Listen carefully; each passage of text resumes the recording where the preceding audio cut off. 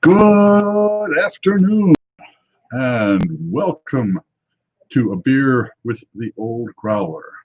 I'm the Old Growler, Pete LaFrance, and I'm glad to have you with me this afternoon. Today is Wednesday, the 27th of May, 2020, and this is the 48th Old Growler since the New York went on pause. In fact, New York went on pause, which means the pubs, bars, and taverns. Hey, Dave, how's it going?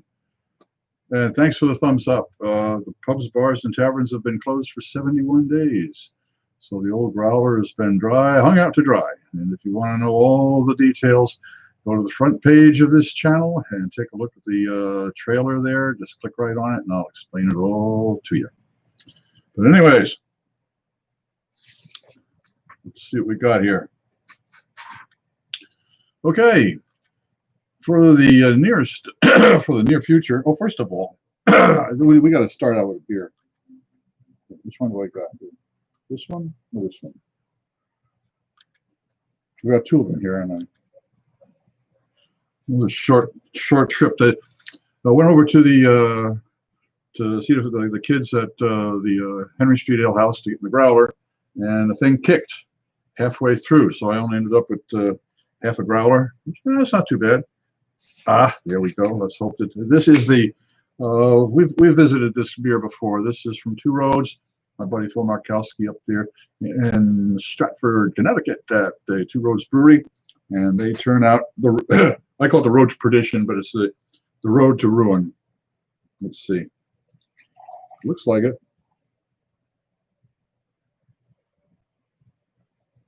Yeah, that's it. As I say, the keg kicked right halfway through filling the growler, so we might not have too much of a head on that. But what the heck? We've always got reserves. Always have reserves. One is none. You have to have at least two. Okay. So, Mary, greetings. Good to see you. And thanks for the thumbs up. And we've got somebody else in there. It's good to see as many people as possible showing up today. I tell you, it's a good day. It's a good day outside, and it's a good day to have a beer. I'm going to have a beer right now. Oh, that was good. That was good. Yep. Phil does a good job. Takes care of his customers and his beer drinking customers. Yes, sir, he does. Okay. Well, now that you're watching the the Old Growler get going, the Old Growlers, the beer with the Old Growler comes in two parts. The first part is a beer tasting, and that's always a lot of fun. We have I've been concentrating on beers from New York City. We last week was Brooklyn, and today well, for the next few days we've got some beers from a small brewery in Manhattan, down on it's down in Soho, but I'm not too sure. It's right around the corner from the Butterick Building. And for those of you who are in New York and you know what the Butterick Building is, no need to say. I believe it's 14th, 15th Street. No, it's Spring. It's down in Soho. You used to work there. You remember? No, I don't. Well, anyways, okay. The first part is a beer tasting, and the second part of the Old Growler is being the fact that I've been covering the hospitality beer and booze industry for 35 years or so. I tell a war story, or as I say, my life as a professional barfly. And some of the stories are pretty good. Some of them, well, there you go. But anyways, it's the way I saw it, and particularly the years between 1976 and this year. And that is, I do believe, pretty much the history of the growth and stall of the bar scene and the restaurant scene in New York City. So the stories they go back, but we'll catch up. Okay, today's beer to taste is a Tenement. This is now the tasting is going to go along the same. The tastings here for the Old Growler go along the same route as the tastings we used to do at the Henry Street Ale House. And you can see those in the playlist called Henry Street Ale House Tastings. And what we would do is we would get together there myself, the bartender and manager, Jerry Scott, my buddy Jim Menace, and usually at least one or two other people. So, it's an idea to find out what a beer is like. And the trick was to see if it could meet expectations. Pretty simple tasting rules. You read what's on the label. You say, well, okay, what are we expecting? Jerry cracks it open, and as you can hear, we are in Brooklyn. And the sirens outside are part of life, and that is the way it is. In any event, what we would do is read the label off as any good beer consumer would do, and we would see if it meets, we would decide what we were expecting, and Jerry would crack it open, pour the flavor, the tastes, and we would decide if it meets expectations or if it did not. Meets expectations, a thumbs up. Did not meet expectations, a thumbs down. Well, the tastings here, being the Old Growler, I've got to change just a little bit to make it different. And so what I have decided is that we'll do pretty much the same thing. Read the label of the beer off, no problem, and see, decide, well, I'll decide pretty much what to expect, and then we'll open it up and we'll taste and see if it meets expectations. Now, if it meets expectations, it gets a 2. If it exceeds expectations, it gets a 1. And if it doesn't meet expectations, it gets the other number. And yeah, we've had a couple of other numbers. But anyways, that's what we're going to be doing. That's today's beer. Okay. And as I said, as I just explained, part 2 is me telling my war stories, and will be under the title of My Life as a Professional Barfly. Anyways, let me wet my whistle before we begin again. Oh, that's good. Although it's got a little, when I say a little diacetyl, now the word diacetyl means absolutely nothing to most folks watching, but for those of you who are beer geeks, you understand, yes. And for the rest of you, I will explain, is butterscotch. It is a type of, it is a flavor that is most times off-putting in a beer. And sometimes when a beer gets down to the end of the keg, it will, simply because it has, well, I know the kids over at the ale house put CO2 in their mix when they pressurize equalize the pressure on the kegs. And kegs are usually 1 atmosphere pressure, which is a technical term, which I will explain some of the time for the Old Growler. Well, My Life as a Professional Barfly, I'll explain the rites and rituals of tapping a keg. That sounds like a good idea, I think. But anyways, sometimes I would say oxidized, but it changes. It gets old, just like the rest of us. But this isn't too bad. Oh, there we go. Well, as I say, it was a very nice day. I didn't get a chance to go out and see too much of it. We did go across the Brooklyn Bridge this morning, and I tell you, it was the weirdest thing because it was incredibly foggy this morning. So when you got to the middle of the Brooklyn Bridge and you turned around to see where Brooklyn was, well, it wasn't there. And when you turned around to see, well, where's Manhattan? Manhattan wasn't there. And not only that, but the 2 towers on the bridge disappeared into the fog. And I took a video of it, a phone video. Unfortunately, I didn't have my camera with me, but I took a phone video, and I'll put that up there on YouTube. I'm not too sure how it's going to be packaged, but it'll be something along the line of fog on the Brooklyn Bridge. But that was the event of the day. But it has turned into a very warm day. Actually, we're in the 70s now, and sitting here and having a beer and looking at a camera. But anyways, okay. Well, let's get started. Might as well get a tasting done. I like tastings, particularly. I have a little faith in these kids. Yesterday was a little disappointing, but we're gonna give them a chance. What the hell? All right, let's take a look at this here. It's it's Tenement Pilsner. Now you can see that the design there has got like a fire escape on there, and 10 so it's they're a nice little design. Torch and Crown Brewing Company. It's a Pilsner. All right, we turn around here. It says 4.9% alcohol by volume. 1 pint of Pilsner. Very good. Okay. And then it says brewed and canned by Torch and Crown Brewing Company, New York City, New York. And on the other side here, yeah, the government warning, according to the Surgeon General. Yes, very good. And so they have a little something here to say about this beer. Our city has always taken commitment. 6-story walk-up? Tie your shoes. Subway car that's clearly at capacity?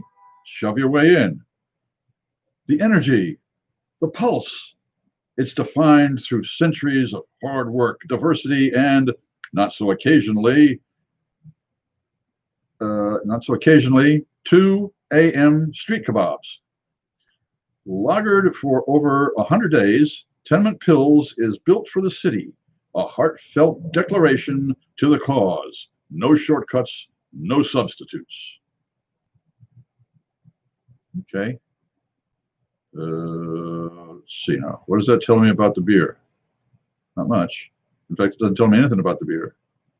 Oh, lagered for over 100 days. Now, that is unusual. Lagered beer, 30, 60, a month maybe. So this was sitting, and if it was, now I'm going to read into that, because if it's been 100 days, that means it's been in a very cold fermentation. And cold fermentation means that you're not going to get much aroma on this. You're going to get probably a nice little bitter undertaste, a light grainy flavor, kind of as if it was not quite a whole wheat bread, but something along that line. So a very bready type of taste, but very clean and a crisp finish. And when I say crisp, that means it's not sweet. It's got a little bit of hops to it, not too much. Okay, well, let's see what this, that's what we're looking forward to. Let's see what we've got. See what it comes up to. And once again, I'm using this style of glass because I've been using it for all of the tastings, and that way everybody's equal on equal footing and all that kind of good stuff. It allows the aromas to congregate at the top. If I was really worried, I'd have a tulip glass, a real nice red wine glass for it. But when you have a container like this, the aromatics disappear very quickly. All right, enough of that. Let's get into it. Okay, here we go. Glass tilted, 45-degree angle.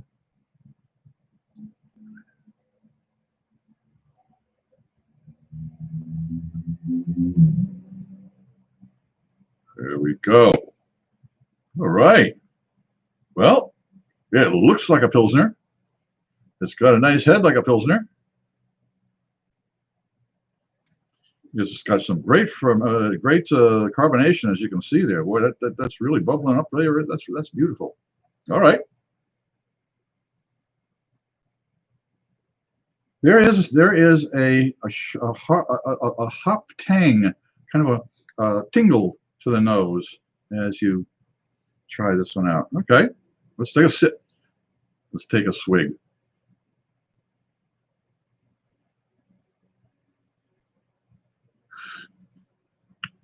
Ooh.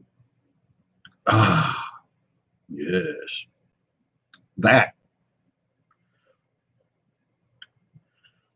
is a fine little Pilsner, because it does have a little bit of a sweetness as you finish swallowing it. There's a little sweetness in there, but then it immediately has a nice hop dryness that finishes it off. Oh, this is a nice beer. Very nice beer. Let's try it again. Make sure I didn't make any mistakes, because sometimes I'm still picking up a nice, like a new mown lawn, grassy type of aroma. I'm going to take that back. You hit some weeds on the side, and so they're starting to, it's not just plain grass. We got some weed dandelions in there. Yeah, but it's definitely an herbaceous. Oh, what a wonderful word, herbaceous aroma.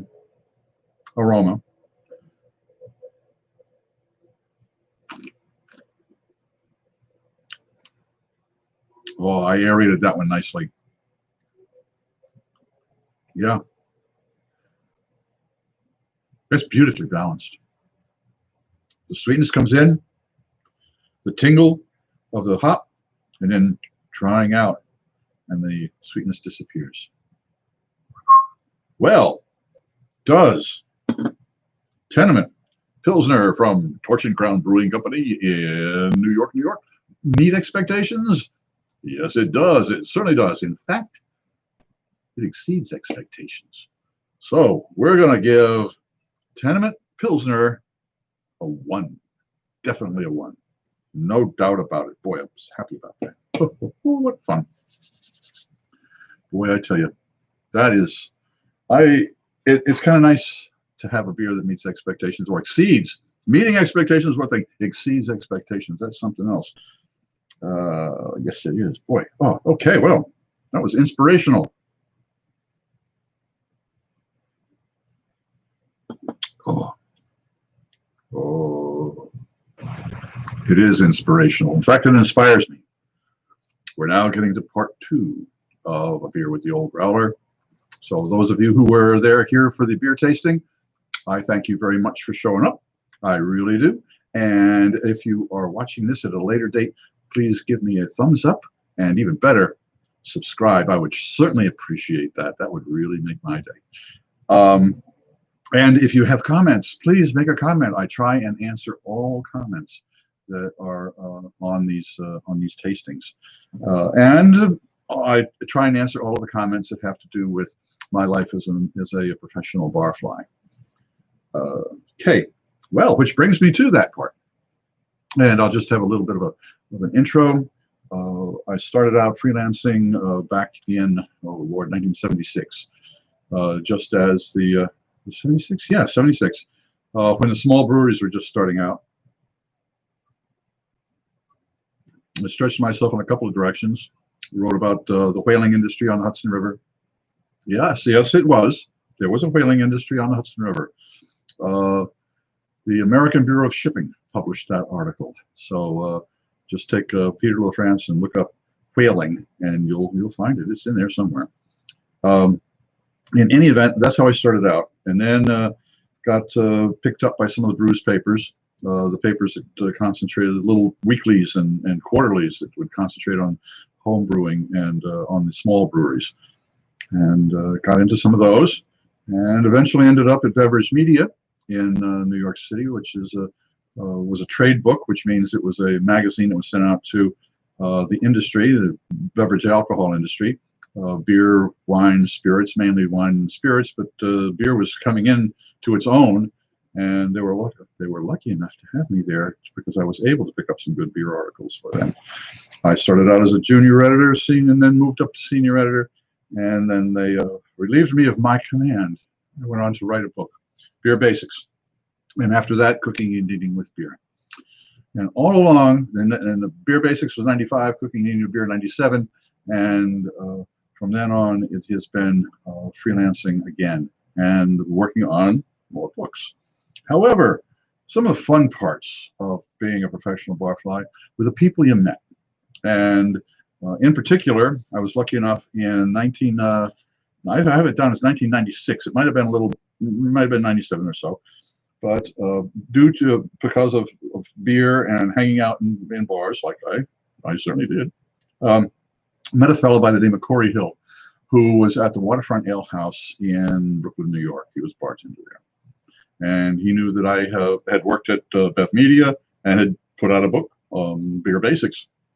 And he had started out, I think he was working in the kitchen at Nosmo King. He's bartended at New York Strip of some fantastic restaurants. I mean, he's got quite a reputation. And back then, as we were all just starting out, he fell in with a group of fellow bartender, bar manager, beverage manager, chefs, and they formed a group called the Red Meat Club. And what they did is they met I think one Monday a month, I believe it was. Yeah. And because Mondays were when traditional restaurants were not open, and so these folks could get together, and they formed a group that would get together at a restaurant that specialized, and it was called the Red Meat Club because they specialized in red meat, mainly steaks and chops and good things like that, and it had to have a good red wine list. And some of these people were, I mean, we're talking experts in here. I'll drop a few names. I'll drop, let's see now. I already said Corey Hill, Audrey Sanders. Audrey, she ran until it recently closed, unfortunately, Club Pegu here in New York City, which was one of the best cocktail bars and restaurants in the city. In fact, it set the standard for cocktail bars afterwards. And Dale DeGroff, in some circles known as King Cocktail, he has been around the bar industry in New York City forever. He was at the Black Cat. I mean, I believe he was not Windows on the World, but it was the Rainbow Room. Some of the finest. He's a fantastic bartender. And there were, let's see, I'm trying to think of names right now, but there were at least, I believe there were altogether there were about 10 of us that showed up, and I was the only non food professional. I was the journalist that was there, and I was just so happy to be there. And the trick was, as I say, they would pick a restaurant that was known for its steak and its red wines, and get together and talk. I mean, just enjoy themselves. It was a day off. It was and fun to get together and trade war stories. And let's see, places that we would hang out would be Tony Bourdain's place, Leal. In fact, we were there when he was exec chef. Frank's Steakhouse, the Palm, Sparks. Oh, I remember Sparks. We ordered it was Methuselah, I believe, of red wine, which is a freaking big freaking bottle. I mean, boy, oh boy, oh boy, that was fun. Keen's Steakhouse, and some of the kids came from Keen's. They'd gone through it. Keen's, and also a place called Nosmo King, Nosmoking. Especially, it spelled out no smoking, but that was a place down in Soho, and boy, oh boy, people went through there. They gained reputations after being there. It was fantastic, and Keen's was the same way. A lot of people went through their kitchen and their bar and went on to do fantastic things. And so it was a marvelous experience. And the best part was being able to listen to the stories that these folks had about their restaurants and about what was going to happen and how things were going to happen. But even more, I think, was exciting was that here they were enjoying what they do. I mean, it's tough to enjoy your own restaurant. I mean, that's you're working, but when you are away and with compatriots, and you kind of let your hair down and just swap lies and swap flies, it is marvelous. And one of the as I said, the two traditions, of course, were red meat and always red wine. And one of the traditions at the end of each meal was that they would take, particularly if it was a prime rib or prime ribs for sure. I mean, that was pretty much a standard. And let's face it, when these kids made a reservation, the people knew we were coming. And so chefs had a tendency to show off. And oh, was that fun. Chefs trying to outdo each other. Oh boy, what a great place to be. And anyway, at the end of each of these meals, it was always tradition to take a bone and gnaw off a bit, pass it to the next person. They gnaw it off a bit, pass it to the next person. Of course you can't, that's not social distancing, but to hell with it. It was fun. And the men and women that were part of that group, I tell you, it was, first of all, it was fun to be admitted into the club. That to me was an amazing thing. And Corey, boy, if you're watching this, I want to thank you, because now I'll get to the point of what did I get out of it and what did I learn. I'll tell you what I learned. I learned to shut up. I learned to listen. to listen to these people. They had stories that were, I learned more about the restaurant industry at the Red Meat Club than I did probably in any other way. And that was a very valuable thing to learn. Very valuable. Because I knew about beer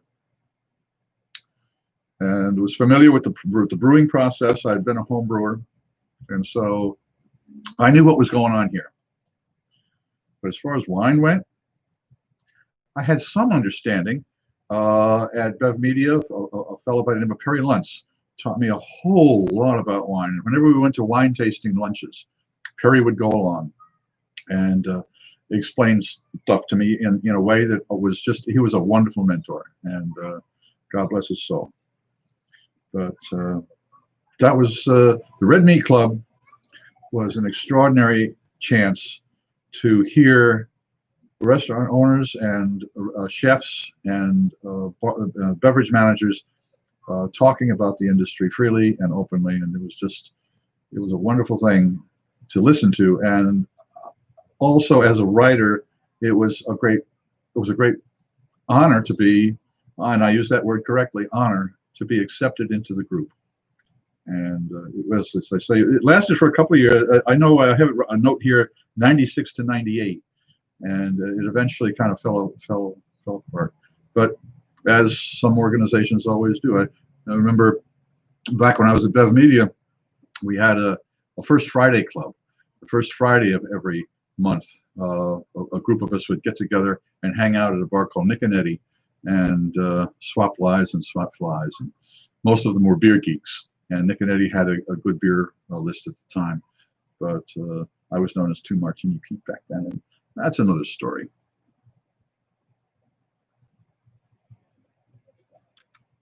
Oh boy. Monica, greetings. I'm sorry I didn't notice. I was busy prattling on. It is good to see you. Let's see here. Google Chrome. I got some kind of, I don't know if I got a problem or not, but Google Chrome is giving me shit, so I didn't mean to say that. But let's see. It says, Google Chrome now, easy convert has crashed. Click this balloon to reload the extension. Well, I don't know what that is. Google Chrome now, video downloading has crashed. Okay, Dave, we're still here. Oh, excellent. Thank you very much for checking in. Okay, I'm going to click these little two bastards. Jeez, Peter. I'm going to click these little things off. One gone, two gone, and I'll worry about them in the morning. Take 2 aspirin and worry about them in the morning. Anyways, so for those of you who, yeah, this is my little script now here. For those of you who have watched this presentation, it would be great if you subscribe, share, and give us a thumbs up. I would appreciate it.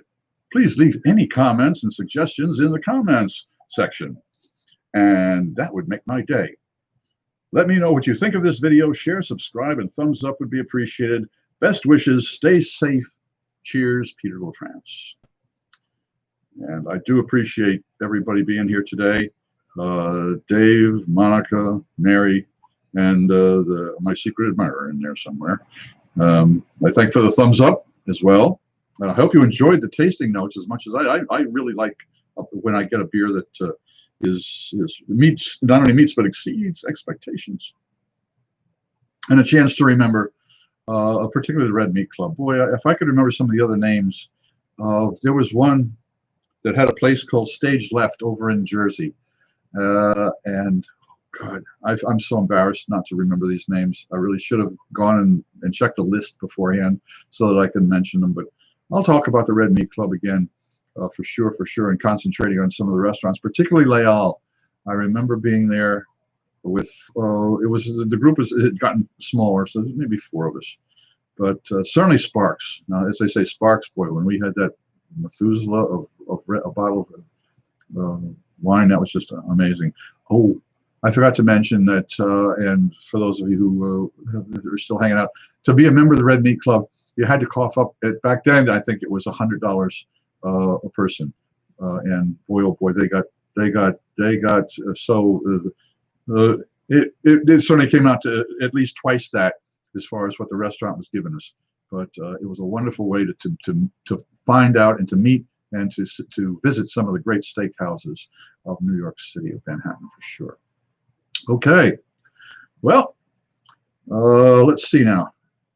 It is it's half past the hour. That's the truth. It is. And as I getting ready to, I'll have to edit this, and so I don't want to make it too long. So I thank you all for being here, and for those of you who are not watching on Wednesday, the 27th of May, 2020, I thank you guys for watching as well. I really appreciate that. Okay, so for those of you who are here for the beer tasting, I hope all of your beers meet expectations.